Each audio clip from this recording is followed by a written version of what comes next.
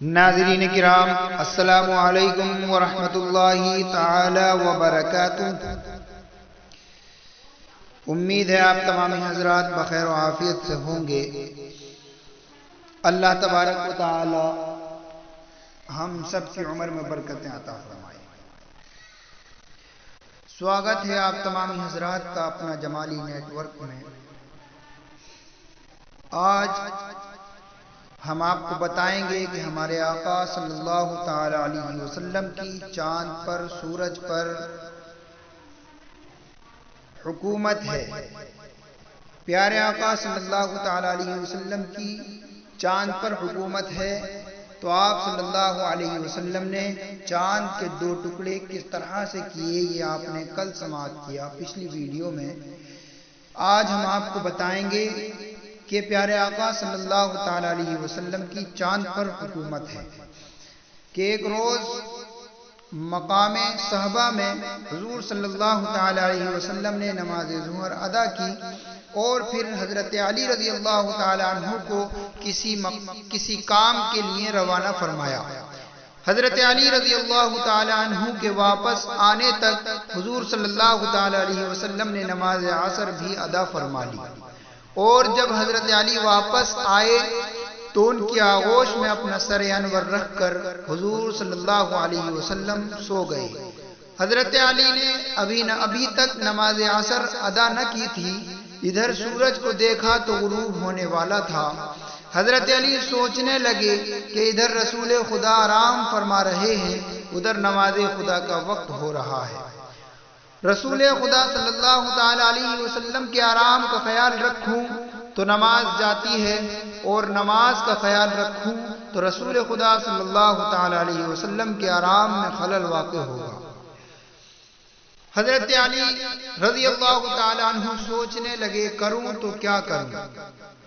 آخر مولا علی شیر خدا رضی اللہ تعالی عنہ نے فیصلہ کیا کہ نماز کو قضا ہونے دو، مگر حضور صلی اللہ تعالی علیہ وسلم کی نیند میں خلل نہ آئے۔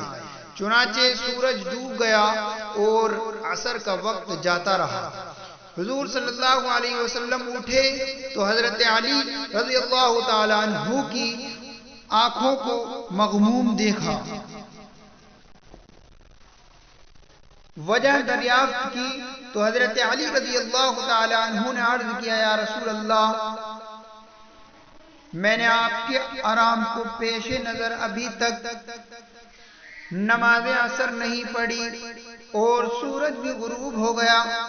حضور صلی اللہ تعالی علیہ وسلم نے فرمایا، تو غم کس بات کا ہے؟ لو ابھی سورج واپس آتا ہے اور پھر اسی مقام پر آ کر رکتا ہے جہاں پر نماز عصر کا وقت ہوتا ہے۔ چنانچہ حضور صلی اللہ تعالی علیہ وسلم نے دعا فرمائی تو غروب شدہ سورج نکلا اور الٹے قدم اسی جگہ پر آ کر ٹھہر گیا جہاں عصر کے وقت ہوتا ہے۔ حضرت علی نے اٹھ کر نماز عصر حضرت علی رضی اللہ تعالی عنہ نے اٹھ کر نماز عصر پڑھ لی تو سورج غروب ہو گیا۔ حضور صلی اللہ تعالی علیہ وسلم کی حکومت سورج پر بھی جاری ہے، اور آپ صلی اللہ تعالی علیہ وسلم کائنات کے ہر ذرے ذرے کے حاکم و مختار ہیں۔ آپ جیسا نہ کوئی ہوا ہے، نہ ہوگا، نہ ہو سکتا ہے۔ تو حضرات، اس واقعے سے ہم کو پتہ چلا کہ پیارے آقا صلی اللہ تعالی علیہ وسلم کو اللہ تبارک و تعالی نے وہ طاقت، وہ پاور عطا فرمائی کہ جدھر وہ اپنی انگلی سے اشارہ فرما دیں تو وہ کام ادھر سے ادھر ہو جائے۔ مان لو پیارے آقا صلی اللہ تعالی علیہ وسلم نے جب چاند کی طرف کو اشارہ فرمایا تو چاند کے دو ٹکڑے ہو گئے۔ جب ہمارے آقا صلی اللہ تعالی علیہ وسلم نے ڈوبے ہوئے سورج کو اشارہ فرمایا تو واپس الٹے پیر آ گیا۔